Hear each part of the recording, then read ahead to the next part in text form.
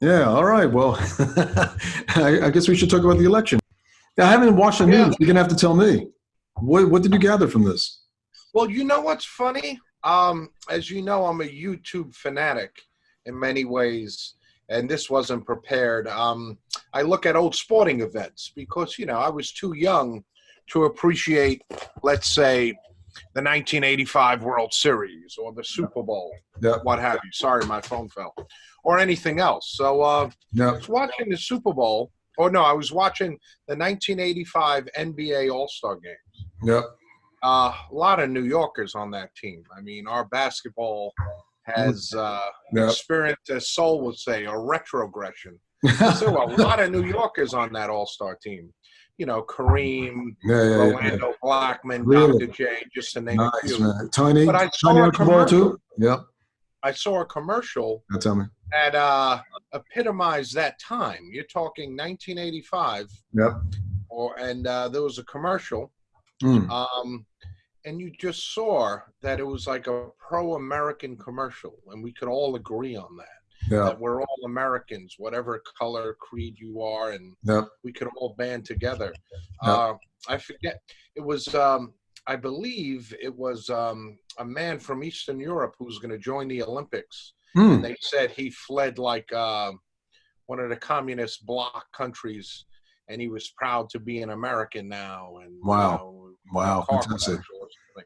I mean, what a big change that we No, have. no, no. You still get that, but it Yeah, seems to you be get it. yeah, decidedly minority point of view, right? But what I'm trying to say is some of those beliefs were universal, Yeah. that we could all agree, hey, I'm not of quite course sure about that. I'm America going to has say this whole some. Sanders, no, this whole Sanders debate that stretches back. Well, of course, it stretches back since the dawn of Marxism, and before that, at least Right, to the French Revolution in this last chapter, which marks the modern age, for goodness sake. But no, man, if you look enough at the literature, you see as much, if not more, radical thinking, left thinking around the age of enlightenment, for goodness sake.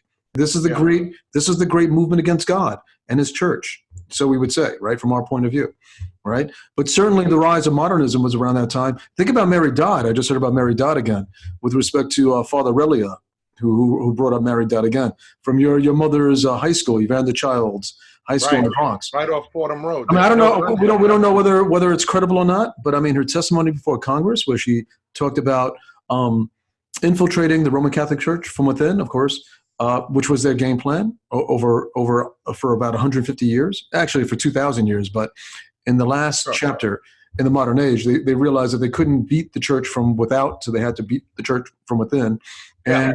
and Or manipulate it, at least manipulate it yeah, or and so alter it. the crisis, as Father Relly would say, and we would certainly attest, the homosexual crisis within the church, which relates to the pedophilia crisis.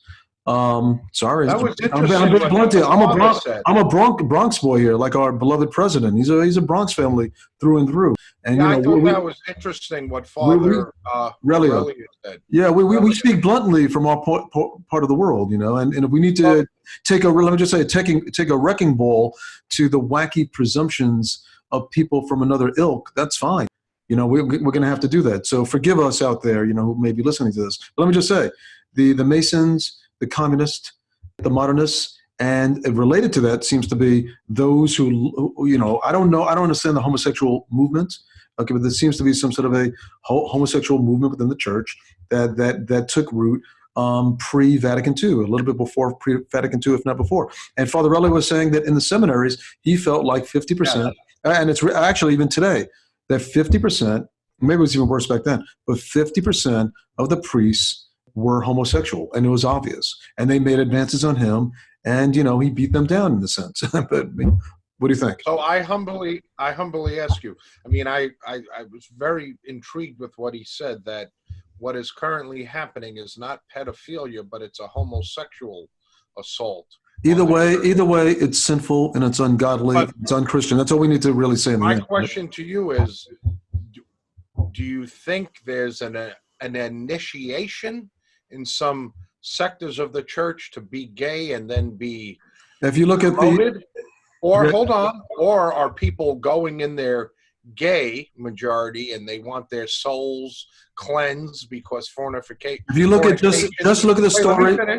Fornication is forbidden and gay sex is forbidden. Yeah. Or 3, is there a motive to say, hey, I am gay.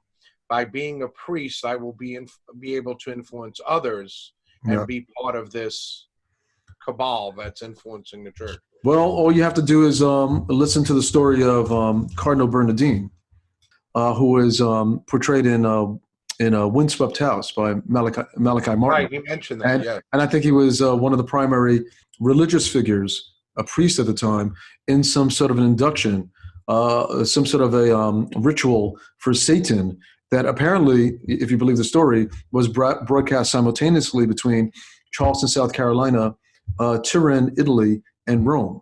Okay, and they did that by radio, I suppose, the mid-1960s, where they essentially opened the door of the Catholic Church to Satan. Hence, Pope Paul VI, who said a little bit after that, either to cover himself or maybe because he felt the weight of sin upon him, said that the whiff of Satan has entered the church. And some would obviously say, if you look carefully at that Pope Paul VI was responsible in large measure to the whiff of Satan entering the church with the whole Vatican II coup. And that's what it was. Right. The coup d'etat, a modernist coup d'etat. And with it came, no doubt, no surprise, we had professed Catholics who about 90% of whom before Vatican II religiously attended Mass as they're supposed to, as directed by the Decalogue, handed down by Moses. By God to Moses and to the rest of us. The 90% attendance, and just a couple of years after, it dropped at the end of the 1960s, beginning of the 1970s, dramatically to about, 30%? But all we can do is attest, as we say, to our family. My mother, my mother, who said she was thinking about being a priest before she met the dudes, my father. A nun. I'm sorry. Oh, sorry. Yeah. But anyway, I guess the dudes are so debonair, right? We showed the picture of my father before, coming off of serving with Elvis in the army, on the front line, on the Czech border in Germany, Nuremberg. But anyway, so he swept her off her feet. But anyway, but she was so devoted in the beginning, and I remember us going to even church, St. Michael's, together when I was a little kid, and she never attended after that. I don't think she attended church for about 50, my mother didn't attend years. Either. Same thing with my father. My mother didn't attend, and my father was very clear. My father was very clear. He said, I don't understand. So many changes so quickly. And he said, he was essentially saying that he lost, not completely, but a big portion of his faith as a result of that. My mother and father didn't go to church. I would go to church with you in Co-op City alone. Of course, which is refreshing. My mother and father became very religious at the end of their lives when they got sick. I think most people find this humility. But you brought up the same example of your someone said when they go through the course of life, it's easy to be an atheist, but it's very difficult to be an atheist when you feel God, just a few moments away, when you're about to shuffle off this mortal coil. Almost, you have to be essentially insane or insanely proud to be an atheist at that point. You said the same thing occurred with your father-in-law, where he was thinking about becoming a priest. Well, he was very religious, and he religiously took his children to church. But then came La Pointe, which is the magazine that he subscribes to, and some boffin coming out of the line of Sartre and Nietzsche and Husserl and so on and so forth. The existentialists. I'm talking about. I'm sorry. Right. Out of the 40s, 50s, and 60s, and the countercultural movement, and all that stuff. And I don't know what happened. I mean, but the funny thing is, so anyway, he lost his faith. That said that Darwin was correct, which absolutely doesn't make any sense, but we'll talk about that at some point. Well, that's been dispelled in many ways by many of these doctors who were dispelling Darwinism. Yeah, they say it's not even credible. It's illogical. Who's that again? What was his name? I forgot. I have to get his name. Very articulate. Bernstein or something. Or you're right. Okay, but he's very articulate. It's a very good point. And he said that actually behind closed doors, no one really accepts Darwinism. All the academics say the variations doesn't make sense. I believe, how he brings up an example. How many changes one animal would need to evolve. For example, how many differences does a cow need in order to become a whale? Yeah. And he said he counted 50 million variations. And he says, this is not logical that an animal could No. evolve from that to that. Oh, well, quite simply, there was a Nobel laureate in chemistry or someone around that level, and he asked all his colleagues, behind closed doors, because they have their public face and their private face. But privately said, does this make any sense to you, he said, meaning Darwinian evolutionary theory. And he said, so explain to me, what came first, a membrane or DNA? How could you have DNA without a membrane, and how could you have a membrane without DNA? It's a wonderful point. By the way, DNA is the greatest storage device in the entire universe, so far as we know. That actually, if I got this correct, that it holds more information than the Encyclopedia Britannica. Not only that, stretching from the Earth to the moon and back 500 times. But something it's around something that. along those lines. And the English professor, the young guy who has a PhD, talks about that with Berlinski. That's his name, Berlinski. Okay. He's a PhD. I forget what he studied exactly, but he just says it's not even a question if this makes sense. Now, how could that? I'm thinking about how could that all be by random? So David Berlinski. Yeah. So they want us to believe. People of that ilk want us to believe that that all that we have came from nothing. Well, what a leap. I mean, just talking about DNA itself, but then there's an added leap after that that's just impossible to fathom. So the leap to DNA, okay, you want me to believe that a bunch of chemicals came together and created the first chain of amino acids, I suppose? And then after that, the DNA? Here's Berlinski. Oh, man. Science. Here he is in Paris. He lives in Paris, Chris. Technology comes to the Bing, man. I like the way you hear me? Yeah, I'll look him up. You hear me? Yeah, maybe we can get him on the podcast. Let's get him on. Let's get him on the podcast, man. Well, look, wait. Here's the other guy who talks about DNA. Him from England. Discovery Institute, a think tank in Seattle. Here's what brings us together. Funny, right? That I'm bringing up the books this past spring. That's But they talk about it. for the Hoover Institute. No, he's a great guy. Yep. Oh, they're great. They're great. But they talk about Darwinism. He and the great Mark Levin are like the greatest interviewers on the planet. Fantastic. Mark Levin? Mark is good, man. You mean the scholar who's on the radio? Yeah. No, he's on his podcast. Yeah. I know him. Trump calls him the great Mark Levin. But anyway, they praise him. They all call him the great one. Yeah. No, but they praise him, which is true. Relative to what we do, they allow people to speak. He allows his guests to speak beautifully, and just doesn't interrupt them that much. He just nudges them in the right direction a little bit here and there. Yeah, that's a good thing. No, but we talk over each other. We're New Yorkers, a constitutionalist lawyer who I believe worked under Reagan. So he has a nice niche there, in what he does. There's a need for someone like him. They call him the great one. He is pretty good. Yeah, but let me this whole lot attack on Trump. Yeah, let me just we're jumping around here. Mary Dodd, was to say. So Mary Dodd said that she personally trained or oversaw 1,200 communists infiltrating the church from the seminaries on up. So that idea of who was she? And she was a major labor organizer and leader of the Communist Party. I suppose around the 20s, which was the Great Red Scare, the Great Red Movement. Yeah. Well, actually, it was a legitimate Red Scare, by the way, if you see the movie Reds with Warren Beatty and Diane Keaton. Yeah, sure. Great movie. Which seems to be accurate. Emma Goldman and the rest of them. The funny thing is, we have such poor knowledge of history. We think today's communist movement is something new. But for goodness sake, it was much more intense around the 1920s and 30s, even through the 40s up to the 50s. Yeah, then it seemed to take a little break, and then it resurfaced again in the 60s. That's another point I want to make. The times we're living in are really stretched without interruption, I think, from the 1960s on up. Well, the point I would like to make is someone, let's say, who was maybe protesting or thinking communism might be the way to go, let's say our grandfather. Yeah. You're talking the 30s and 40s, let's say, when, the Depression hit and people wanted bread in their mouth. With that disaster, that disaster, you could see how maybe people would want more government intervention, and the market, so-called, didn't work. even though there's a lot of info out that states FDR prolonged the Depression by increasing prices and increasing prices and wages at the same time. Yep. And what came about that, I believe there was inflation, and the Depression was prolonged along with some of the tariffs that he imposed, trade tariffs. Okay, so the Depression was blamed in many circles on capitalism.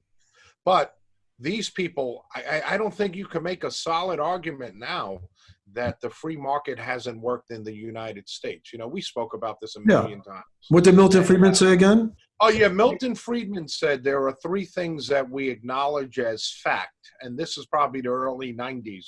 I believe he passed in 92. He said three things we know as a fact. One, capitalism works. It's taken more people out of poverty than any other system by far. Number two, communism, socialism, or Marxism, I'm paraphrasing, is an abject failure. The third thing we know is that democracies are pushing for socialistic policies. I think there's either good intentions, people who think maybe we could have a nirvana, or I just don't see it. I think people. Well, I have to be honest with you. Okay, I think I've studied this fairly well, both scholarly but also personally. Oh, by the way, I should say a few things here. So, I was personally connected to Obama. You know that because we went to the same school at the same time. Did you at the same time? Are you sure? Same time, of course. Yeah, I knew of him, shall we say, pretty well. And I think there's a famous picture of the people of color. I can't believe I was considered a person of color. The people of color of Harvard Law School. The men. Wait, actually, it was the Black Men of Harvard Law School calendar, and I was part of that. I was, Well, as the rapper rock Puerto Rican, said, the Puerto Rican Sicilian in the middle. It's not where you're from. It's where you're at. All right, there you go. So, I was a proper brother, man. I was included with half of them. The other half weren't too happy that I was part of that picture, man.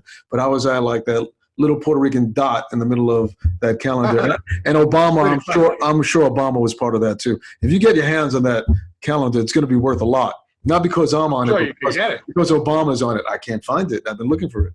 It's not posted online. But if you can look for that, that'd be awesome. That would be what year? Shoot, 1990, I think. 1990. You were at Harvard in 1990? Harvard Law School, yeah. Oh, that dates me. You're not supposed to do that. No, I thought you went in like 92 or something. Okay. I graduated in 93. Okay. So anyway, that was my Obama experience. And, people spoke of Obama being the first black person, that's a great leap. Even more than the presidency, which he blew, by the way. I'm not impressed by that. But being head of the Harvard Law Review, that's a big one. That I give him credit for. Same thing with Robert Kennedy. I was watching this documentary on him. Being a U.S. Senator and being a pain in the ass to John F. Kennedy and being the Attorney General and being a hot for the bag. Yeah. That's okay. That's all right. But what really impressed me was when I found out that the little guy played on the Harvard, which is no joke, especially back then, Harvard football team. And he made a key tackle, I think, to beat Yale. And he won. He in earnest won his letter, man, his proper Harvard letters, his varsity letter. For one play? One play? Dude, I give him credit for that. Being on the team, man, I give him credit for that. Okay. How big was he? Oh, man. No, well, I mean, bigger than me. Nah. Oh, you mean in terms of weight? About 180, I would imagine. No way, man. You don't think so? He was like 160. Shit, I could have played then for Harvard. Are you serious? 150? Yeah, you could have played for USC as well. Or LSU. No, I'm taking the Ivy Leagues, man. What are you talking about? For Brown, I could have started, by the way. I don't think Brown's won a football game in about 80 years, man. I don't know. You tell me. Brown probably wouldn't assess your performance. There would be no performance. Yeah, that's true. And they don't play with pads, by the way. You got to give them credit. They play naked. You know that. Yeah. What are you talking about? Well, you don't know the reference. The reference is like, well, I mean, their favorite pastime, like the most fun that they have is actually all these naked events on campus. So, are you serious? Yeah, Yale does the same thing too. They have this naked run around New Haven, the ghetto. Can you believe that? The ghetto. You got to get it is. No, I know. New Haven is, let me tell you, on my drive, I think we said this before, but on my drive to Harvard, I used to stop by Yale, the competition. And let me tell you, it was the weirdest place I've ever seen. New Haven, it might be the weirdest place on the globe. I'm not lying to you. And this relates to Sanders as well, too. Perfect example. Sanders, who went to Yale, right? Didn't he? Yeah, of course he did. I don't think so. Yeah, of course he did. Went to Yale Law School, didn't he? They all went to Yale Law School. The Clintons, Sanders, They all Kerry, yeah. The Skull and Bone, the Bushes, all evil. Right. Who gave us wars to last forever, right? Hillary did. And dubious battles, right? All right, anyway, but let me just say, yeah, Skull and Bones, what are you talking about? They had Ben Carson, though, at the same time, so, kind of balances it out, A little Ben Carson, who's on his way to heaven, I hope. But anyway, driving in a hot summer through Yale, I'm not lying to you. You had, either they're out of their minds or you give them credit for being the most intrepid students on the planet. They're like in those Gothic quads. And by the way, architecturally, Yale is probably the most beautiful school on the planet, architecturally. Oxford, Cambridge, Yale, to me. Yeah. If you just look at the buildings itself, Harvard's not very nice. Princeton is a notch lower than that. Stanford is a notch lower than that. But I mean, it's really good. But the city itself is horrible. It's the ghetto, man. It scared me. It scared me more than the South Bronx. Yeah. No. It dramatically changed after the loss of blue-collar jobs. That's what happened. And then came white flight. But anyway, you had these Gothic quads. Just imagine this. They invented the Frisbee, by the way, from one of the pizza companies, I think. They had the pans, and they invented the Frisbee with something like that. So, yeah, incredible. Yeah, that's about as much as they contributed to intellectual history. But anyway, so you had these, hey, Josh, you're looking all preppy, running after, toss the Frisbee, John, and they're playing Frisbee football in these Gothic quads on one half of the avenue. I couldn't believe this. I'm like, okay. And on the other hand, literally, I saw a black cop with a gun drawn chasing a bunch of black kids through a landscape of urban blight. Okay, like a schoolyard. Can you believe this? And these guys are, Josh, and I'm telling you, and completely oblivious to, someone about to be shot just across the avenue. Very strange place. Wow. Oh, another time I'm there, and there was a kid, African American. He looked like he was about 11 and a half years old. And he took out, and he looked at me as I'm in the car, and I'm at a red light. I'm like, I shouldn't be stopping at red lights, let me tell you. And I'm at a red light, and he took out a wad of bills this much from his pocket. Just dealing drugs out in the open, brazen, with an attitude like this. Brazen. Man, can you believe that? Wasn't Cambridge a bad area at one time? Cambridge, Massachusetts? It still is, actually. I thought it was a tough area. In the middle of the two, about the richest university and probably the two best universities on the planet, MIT and Harvard, in the middle of it, yeah, it's a little bit rough, yeah. Right. Yeah. Yeah, I heard about that. So I could tell you a couple of stories here. Maybe we should edit this, but okay. So I'm with the ex-wife, at Harvard, at Cambridge, and this I like to think is either my story, who was there with me. That's a possibility. Right. Let me tell you, because he likes women. Oh no, probably. I would like to think it's Obama too. That's a possibility as well, also. But she used to get phone calls over and over again. Like, you're so beautiful. I'm in love with you. I'm watching you right now. I'm telling you. Oh, wow. So it's someone probably connected to the law school who knew her name, by the way. So there you go. You tell me. Okay. Yeah, weird, right? Strange. Wait, you're saying this was Obama? Well, he doesn't like women too much. I think that's been confirmed. So, man. So we got to X him out of that possibility. But we're part of the same Latin. Okay. Well, we might get him on the podcast, so we have to mix this. Man, we get popular. We're gonna have to edit that portion of this pod. Anyway, I told you. Let me do it. I told you I was locked in. I told you for 24 hours with what was possibly Michelle Obama. I told you that story when we took over the dean's office. You're saying possibly, or was it her? In my mind's eye, man, there was a woman just like her. I think we shared the same date as well, too. She was older than me, and we were locked in, about 25 of us, taking over the dean's office to diversify the faculty. And they came to us and they told us that what are you talking about? That the faculty is wonderfully diverse. We have one person of color. She's a Native American, Professor Warren. I was like, she doesn't sound Native American to me. And then I'm here like in the Well, here in the wee hours of the morning at like 4 in the morning, 3 in the morning, I'm like dedicated. No, but it was a good cause because you really needed, it was a completely Caucasian, I mean, it depends on the situation. So it was a good cause at that time. Right. And someone, I tell you, was reading me some countercultural poetry that she just penned.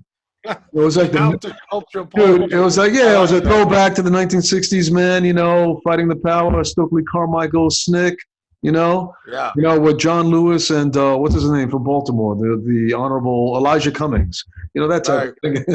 The Honorable Elijah Cummings. What has he done? I have no idea. You got confused. You thought it was John Lewis all this time, right? I thought he was John Lewis. I said, no, this man's an amazing man. Then I look, I'm like, he's 69 or 67. The Honorable.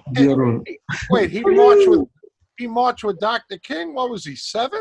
Dude, he didn't even march with the Honorable Reverend Al Sharpton, man. What are you talking about? No, the Honorable Reverend Al, But anyway, so I'm locked in with this Michelle Obama in my mind's eye lookalike. I think it was her. I'm not lying to you. I got to check the dates. And she's reading me like the most odious poetry I've ever heard in my entire life. Dude, it was it was just all about, you think you're going to put that thing in my privates? Snip that off. This is before Lorena Bobbitt. She was talking about snip that. Yeah, and she's looking me dead in the eyes, like I'm supposed to be like right on, trying to encourage her. Dude, it was odious. I'm a Catholic. I was, even back then, I did things as a sense of living the life of Christ. Even back then, my whole life, I'm trying my best to do what God would have us, which led me to love the poor and to fight for the poor, just about most of my life, maybe all of my life. But anyway, okay, so that was, I just want to get out of there. And part of it is to hate the patriarchy, right? And the male is at the top of the. So she's going on and on about, you want to put that pee-pee in my, snap, brother. I was like, this is. You're saying this to everyone, and everyone was around. Yeah, but there were only a couple of us. I'm like half awake with one eye open, and she's looking dead at me, reading me this odious poetry. She just scribbled, man, like it's T.S. Eliot or something. It was horrible. Yeah. It was Wadsworth, Longfellow. Imagine if you're there with your girlfriend, and you guys get intimate a little bit, whatever that is. I'm not saying fornication, but you get intimate. And she's like, "Get your hands off me, brother! You're not going to pollute me." And you're but that's essentially what she's talking about. You want to put your Longfellow in my John? Cut that thing. Yeah, I was like, damn, right on. Yeah, I guess that's when I started inching my way away from one part of the spectrum to the other part of the political spectrum. So that it was like this just does not feel right to me, man. I was a little bit left of center. In some ways, a little bit more than left of center. But I mean, it was over the top, and it depends on the context, as we say, right? Well, yeah, let me say, I can recall being a young kid visiting you in Cornell, and there was a lot of anger I saw, let's say, not just from you or maybe some of the friends. No. And I'm there on campus, and I'm like, wow, I just ate at the dining hall. The food's amazing. This is an amazing campus. Yep. You're at a top university. Wow. Of course, there's potholes and nothing's perfect. Who lives in a perfect society? But damn, you guys have it pretty damn good. Yeah, but I think you got the psychology wrong. Wrong. Okay, so we were part of Ujima, which was dedicated to the idea. And it was actually wonderful in many ways. We had this unity hour every week, every Sunday. It was beautiful, man. And people were religiously inclined. So you may be more than the general population out there at Cornell. So, that meant something to me. And we aligned our religious fervor for Christ. So, okay. So, and then, so anyway, I've always thought, and I still do, by the way, so we can debate that to be Christ-like, to walk the life and to live the life of Christ, which is really the only, is our truest purpose, shall we say. What does St. Augustine say? He says, to fall in love with God is the greatest romance, to seek him the greatest adventure, and to find them the greatest human achievement. And that's exactly the way that I, without articulating it that beautifully when I was younger, I've always felt that way, and I still do. There was a priest that I met at St. Paul's Church in Cambridge, Massachusetts, when I was there, and I told him that I don't want to make any money. Quite honestly, I I don't want to chase the corporate dream like every single one of my classmates at Harvard. I just want to help the poor as much as I possibly can. He said, that's a calling from God, period. You know, it doesn't come from you, it comes from God. Yeah, but you jumped from Cornell to Harvard. Cornell, okay. Let me just say, Cornell, they weren't crying. Yeah, let me just say, they weren't crying about and screaming about their own situation. If they were wrong. Maybe there were some nutters who took for granted where they were. There were a lot of them. Okay, I'm going to put that. Let me just say, but what they were thinking, the way I was motivated, the way they were motivated, for the most part, properly motivated, were the ones who said, I have this opportunity. Now I have to use it properly to make sure the rest of our people and the poor, without respect to race, creed, or class, should have the benefit of wonderful opportunities and should be I understand that. pushed and inspired to be in the right direction. Go ahead. Yeah, but you brought up God, and there are many, correct me if I'm wrong, who have this belief that Catholicism is the white man's religion, that permitted slavery, that validated the white domination over the minority. So there was this whole push to bring it all down, to bring down Western culture, hence Catholicism. So this goes against, I mean, you must have been very conflicted. No, because when I was at Cornell, we didn't get that part. I didn't get you didn't. No, at Cornell, when I was there in the mid 80s, I have to believe, I really felt it. I felt we were at the proper end of the civil rights movement, because all these racially charged cases were happening in New York and around the country. Eleanor Bumpers, Michael Stewart, Bernie Goetz, the Reverend Al was making his moves. I didn't like him very much, but I can understand the anger that people had about the racial politics of New York City. Trump was there. He was part of the framework. Spike Lee was part of it too. So shall we just say that, and then Reagan came on the scene. Very interesting, man. Growing up in New York was very interesting at that time, right? Great time. Essentially bonfire the vanities, right? Yeah. So come on. Of course we know that people were acting up and acting not the way they should be acting. People have a responsibility to up their game, and to take advantage of any little opportunities that come their way. For example, my ex-father-in-law, who died young, by the way, around that time, he used to talk about, coming from Colombia, South America, that just the idea to have these wonderful public libraries in New York City that are available, and that, you have the wisdom of the world within reach for everyone in the city, no matter how poor you are. That should make all the difference in terms of educating people. And he wasn't formally educated, but he had a little bit of a thirst for that, particularly when it came to, he loved Stephen Hawking for some reason. My mom, I could recall being in your section quite often, especially in grammar school. My mom loved the libraries. And my father was reading large biographies up to, maybe his 60s. He was a reader. He was into education. So you have to embrace that. So at Cornell, I'm just saying that we could talk about Sanders and today's movement, how it might differ from the previous movement. Today's movement is different in that it's anti-Christian.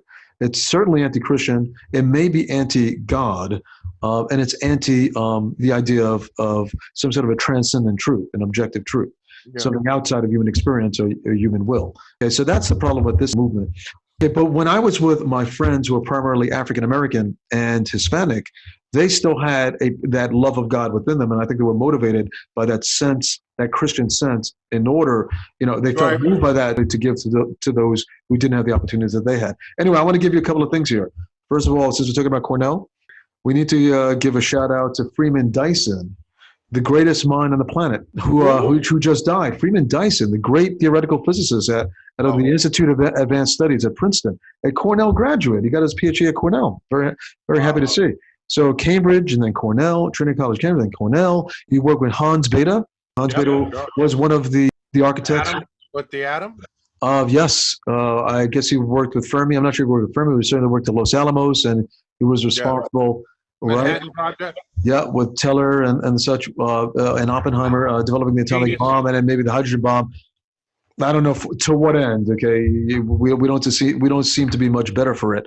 But Freeman Dyson, what was interesting? I think we were better for it, in that we haven't launched one since. It's a great deterrent. Well, what's interesting is you have these super intelligent people like Freeman Dyson. I was very happy to see not just the Cornell connection, but he was actually, his whole life, he did not deny God. He was a Christian. a professed Christian. Can you believe that? Someone who knows better than anyone else the fundamental aspects of matter and energy as much as we possibly can, and beg questions about the matrix and about life. He's the one actually supported the view that quantum mechanics is coming to the realization that there really is nothing there in the end. There's nothing that's at some point that's something versus nothing, which is to say there's no one single particle that composes what we would call matter, which is to say that the universe is not something analog. That's the idea. There's not something of substance, I think, of something of material per se. There's only the appearance of that, which is to say that what we consider to be real from what's not real is actually no different, qualitatively speaking, as a computer simulation. That is to say, so reality is not analog, but it's digital. That's what Freeman Dyson said. He was one of the great minds behind that, and he related that to the idea of life. The multiverse. Okay, but it's very interesting because people actually, he was on film, but people relate that argument, use that to justify the idea that if the universe is a matrix, as people like Elon Musk suggest, that is evidence again that there is no God. But of course not, because it just begs a question on what is the computer within which the matrix operates, is generated. Who programmed the simulation? So I'm not denying the matrix and I'm not denying the multiverse. It just begs that ultimate question of the uncaused cause, the unmoved mover. God. Anyway, Freeman Dyson, kudos to Freeman Dyson. He held on to his belief. And by the way, so he's about the greatest physicist that we've had over the last 50 years, from what I can tell. I'm not an expert at this. And certainly the greatest mathematician in the modern age was Gödel, who posited that 2 + 2 may not equal 4. 1 + 1 may not equal 2 against the principle in 1984, Winston's principle, 2 + 2 = 4. But anyway, in a kudos to this great mathematician, again out of the Institute for Advanced Studies of Princeton, kudos to him, Albert Einstein, who didn't really seem to do all that much progress in looking for a single answer to everything, both matter and energy. I said the reason why he was at Princeton, the most wonderful thing was to walk during lunch from one building to the next with him, with this beautiful mathematician, Gödel. And Gödel just upended our certainty about mathematics. But funny enough, he actually rested his certainty on one single principle, once again, like Freeman Dyson. And that is, he could not deny the idea of God, and he could not deny the idea of Christ. So he was a Christian as well, too. These two incredible geniuses, once again, and people seem to believe that if you're bright, that you necessarily have to give up on the idea of God to accept, either atheism or to just give it all up and be agnostic. Anyway, Berlinski, getting back to Berlinski, I've seen many of his videos. He's unsure, but he won't say there isn't a God. But you were just talking about this movement, this 60s movement currently, as opposed to the movement in the 60s. Dennis Prager always said the line for the liberal in the 60s was, I might not agree with what you say, but I will risk my life for you to be free to say that. Along those lines, something along those lines. And what we currently have 60 years later is Antifa and other groups protesting free speech. So let's say you have Ben Shapiro on Berkeley's campus and various other institutions, and they're trying to ban these people to speak. Yeah. I believe it cost Ben Shapiro $800,000, the university, or some number, 800 or 400,000 in security fees to have them speak at Berkeley. So these people no longer believe in free speech, but they'll classify what they want to be as hate speech. Yeah. And hate speech cannot be spoken. Right. So free speech is gone. Which is incredibly ironic that the free speech movement, led by DeSalvo and was supported by Bobby Seals and Huey Newton. Interesting. So I don't understand. What was that? Do you know anything about the free speech movement in Berkeley around that time? At Columbia, at Berkeley, at Cornell? Remember when they took over the student union? No. What was that free speech movement about? I don't know much about it, but I'm just saying what we were talking about, if we use the term, Dennis Prager says. No, let me just say, but my whole point is that is their philosophy about free speech different when they were fighting for free speech on those campuses? Well, that's what I'm saying. Yes, now. they were into, I believe, in free speech, saying what you want to say. I mean, I don't know. I'm wondering if their argument, I got to look at it more carefully. We have to be fair. Right. Whether their argument was for them to speak, but not to have other people freely speak. I mean, were they tolerant of like those who were supporting the Vietnam War, for example, or those who were supporting, for example, a more gradual it's a very good normalization of races? Yeah, it's a very good point, but may I say something? It's a good point, but even today, when we use the term liberal, we are all liberals. We all want freedom of speech. We want democracy, upward mobility. What this new group is about, they're not liberals. Yeah. Well, we would say that we're classically liberal. Liberal in the sense of Immanuel Kant, for example. That's liberal. Right. Which is to say, but this whole new push is a Marxist push. It's a Marxist push. And the Marxist, which actually is inconsistent. So the Marxist view on truth, it aligns with the existentialist point of view, up from Nietzsche, for example, and Sartre, and so on and so forth, is the idea, Derrida, it's the idea that there is no truth as such. Truth lies in the eye of the beholder. That's just a very, very simple way of saying it. It's relative. Yes, it's subjective. But that's absolutely not true, and that's a funny thing. Because why in the world would they suppress free speech and substitute it with their own speech? They can only substitute it with their own speech if they believe that behind their own speech is what? Truth. What else could it possibly mean? Well, this is what, they are suppressing free speech because what they are spewing out is not truth. For example, you cannot let's say, you can't compare the market in the Soviet Union. Was the Soviet Union successful, or was it as successful as the United States? If we looked in all the studies about this, it would show the opposite, that the Soviet Union's a failure. But just philosophically speaking, their point of view is that they are speaking of truth.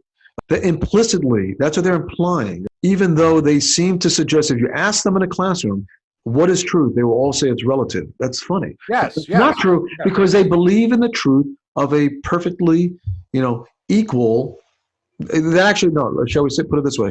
That justice requires perfect equality of results. So that's their truth, and they'll do anything to have one truth.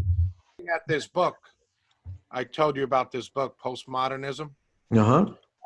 It was recommended by the professor from Canada who spoke against the having to call someone by their designated name that they would want, the conservative. And I'll just read one thing about it. It talks about postmodernism, and it's verse the Enlightenment. Says postmodernism rejects the entire Enlightenment project. It holds that modernist premises of the Enlightenment were unattainable from the beginning, and that their cultural manifestations have now reached their nadir. The modern world continues to speak for reason, freedom, and progress. Its pathologies tell another story. The postmodern critique is offered as a death knell of modernism. Okay? Postmodernism rejects the Enlightenment project in the most fundamental way possible by attacking its essential philosophical themes. Postmodernism rejects the reason and the individualism that the entire Enlightenment world depends on. And so it ends up attacking all of the consequences of the Enlightenment philosophy, from capitalism and liberal forms of government to science and technology. Pretty good. Yeah, I think. Wow, that really nails it. This book is phenomenal. I was looking at it. I wanted to tell you once again. I wanted to tell you that connection that I suggested between me and Bernie Sanders. To give Bernie Sanders street cred, just a couple of weeks ago, he mentioned the town where I was one of the few attorneys helping out the migrant farm worker population, which is in Immokalee, Florida. That gave him street cred. Can you believe that? that he visited Immokalee, and he dined and worked and spoke for the migrant farm workers in the fields. I mean, come on, man. I mean, people are easily flattered, aren't they? Yeah, in the immortal words of the Honorable Elijah Cummings, come on, man. Cummings. Come on, man. We're talking children, man. You know. I mean, I find that just a little bit, weak. I mean, that's it. Well, that's so crazy. That's it. No, and I find it funny that he was talking all these decades about waging this class war against millionaires and billionaires. But then, in 2016, miraculously, and we can talk about why, he becomes a millionaire. Now he only talks about billionaires. So if you have 999 million, that's okay. We're not going to wage war against them anymore because he's part of that ilk. Well, did you see the video of Tom Steyer who dropped out? Come on, man. Wait, did you see the video of Tom Steyer? He's dancing to, I think. Dude, they said they say he looks like a reptilian. Dude, he dances like a reptilian. Don't dance unless you have some rhythm to you. It's ridiculous. It's ridiculous. And for you to buy into that is anybody. It's an indictment of you. To buy into that, you are easily influenced. I'm really interested in whether this is just one terrible chapter in human history from the 1960s on up, or whether this is a new chapter. It's very interesting. Is it the same ideology, the same movement with respect to... That's a good point. I will look into that. Definitely since the latter part of the 1960s, not the early part, but the latter part of the 1960s. Because the early part, the Dylan, the Freedom Riders, the John F. Kennedy type of... That was a little bit different. It was mostly based on Vietnam, anti-Vietnam. With Martin Luther King, but I'm talking about like post-Martin Luther King, or the very latter Martin Luther King after Malcolm X was shot. Segregation. Yeah, and then certainly after Robert Kennedy was shot. Around that time, it seems to be part of that movement. That where the Stones said the 1960s, it ended in the Altamont Freeway or concert. Remember where the Hells Angels knifed? Oh, in California. Some brother who they said took out a gun. Remember that? It was right in front of, and the whole myth was they were singing Sympathy for the Devil when he got stabbed by the Hells Angels. Remember that? The Hells Angels just beat the hell out of everyone. Politically speaking, they're probably not even left. They're probably even right, by the way. They're a bunch of proper fascists, the Hells Angels. I don't know. I don't want to. I don't know. Enemies here. Fascism. But either way, shall we say they probably didn't have the same moral, sensibilities as many of the people at the concert. But anyway, they said that the civil rights movement ended with this horrific comparison between the love of Woodstock and the death and the chaos in California. That's what the Stones said. The Stones hired them for. I know. It was like the biggest mistake they made, they said. But anyway, a nice argument would be whether that chapter never ended, and all the horrible aspects ideologically, shall we say, and the movement, there's a movement that's been growing, that it's been growing since the late 1960s. One evidence of that fact is the idea that if you look at the people supporting Bernie Sanders, who are completely fanatic, by the way, they seem to have no logic, that's number one, no moral sense in the sense that we have a moral center, right. And also they seem to be ahistorical. They seem to not realize what Milton Friedman was talking about, which is historically supported. Well, yeah, I think they got the government they wanted. They got Elijah Cummings. They got the policies they wanted. They got the welfare state. Yeah. And now they're seeing... And you're talking about relating to poverty pimping. The results of the welfare state. Yeah. And it's not what they want. As Sol said, there's been a tremendous retrogression. Yeah. We could just speak about our high school that we went to, Spelman. Yeah. You would think Spelman would be better now, right? Yeah. Kids are richer now. There's more opportunity now. Yeah. How has there been a retrogression?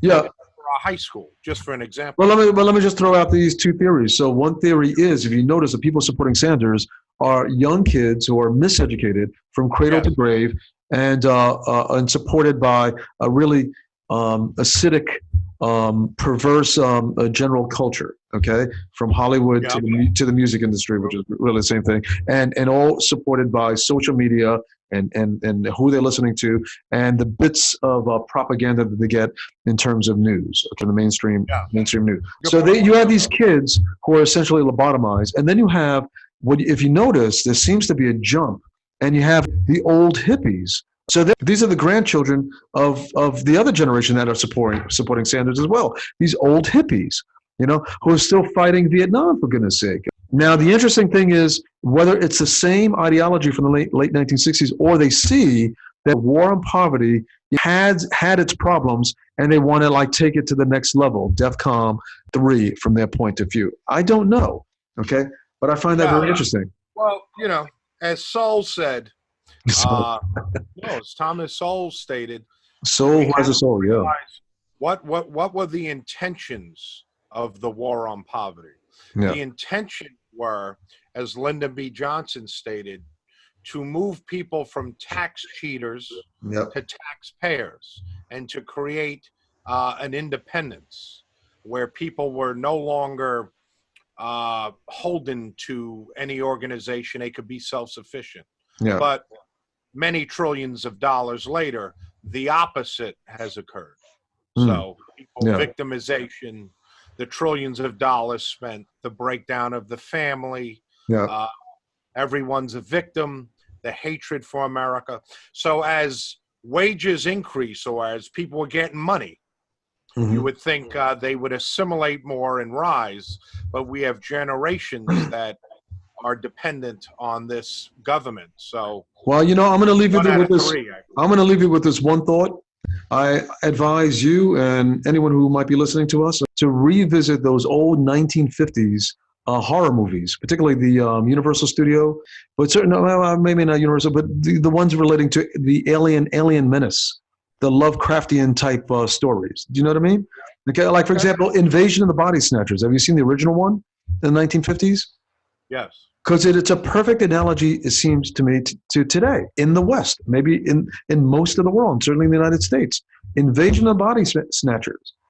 The most apt title in the world from the 1950s. Anyway, I never really got into the reiteration of the Invasion of the Body Snatchers in 1978 with Donald Sutherland and Brooke Adams, who's quite beautiful. I just saw that last year. Well, quite beautiful. I didn't realize how good of a movie that is. She's gorgeous. I didn't realize, and it's San Francisco, Pelosi's home turf, and the idea that there is an alien force that's grabbing people's minds and twisting their minds and essentially changing them from inside out. Unbelievable. And you are caught here observing, people who seem to be overcome by this alien force. It's unbelievable. Anyway, let me just leave it with this one telling moment at the beginning of the story where she's, where Brooke Adams is crying to Donald Sutherland in the car, and they're watching what looks like Pelosi San Francisco. All the destitution and the madness and the riots and the anger. No, I'm not even sure there's anger. No, there's just a coldness to them, a cold, effectual movement to just silence any dissenters. That's what it is. But this is what she says. I don't know. Matthew, I lived in the city, San Francisco, all my life. But somehow today I felt everything had changed. People were different. Not just Jeffrey, but everybody. Jeffrey was her boyfriend. Yesterday, they all seemed normal. Today, everything seemed the same, but it wasn't. It was a nightmare. It really became frightening. It was like the whole city had changed overnight. So I leave on this point. My argument is, has this change been happening? This movement, this invasion of our minds has been happening by fits and starts. 2 steps forward, 1 step back, slowly but surely, kind of engulfing everyone since the Age of Enlightenment, since the French Revolution, or since the dawn of the French Revolution. I think there's a celebration of those that riot or protest, even if their riots or protests don't make sense. It's empowered you. Yeah. So it's great to be empowered, a strong woman. I'm not putting down any of these movements, but there should be based on facts and something that's best for society. Yeah, but I'm talking about this invasion seems to be. May I say one thing? It seems to be. Yeah, good. I agree. The whole gay movement. Yeah. Okay. it came in as a lamb, let's say, where they want to be accepted. I'm all for that. If someone's gay, they shouldn't be persecuted or shouldn't be omitted from society. Yeah. But that has evolved to the point where it almost seems like it's overtly sexual, where if you go to a parade, the whole gay movement is a sexual thing, where it was at one time maybe more accepted. You wanted to be accepted as not being out of the norm. But if you go to a parade, now everything's based on the sexuality of it. So That's the invasion that I'm talking about. The invasion of our bodies and minds has to do with the fallacies of modernism. Let's leave it on that note, and I'll see you shortly. This election is getting very interesting. We have to talk about this, right? There's a possibility of a Eugene V. Debs, split from the Democratic Party. They're going to create their own party. It seems to me, right? See. From New York to Paris, we'll see. Nice ending. All right. Peace in the Middle East. Peace. Peace.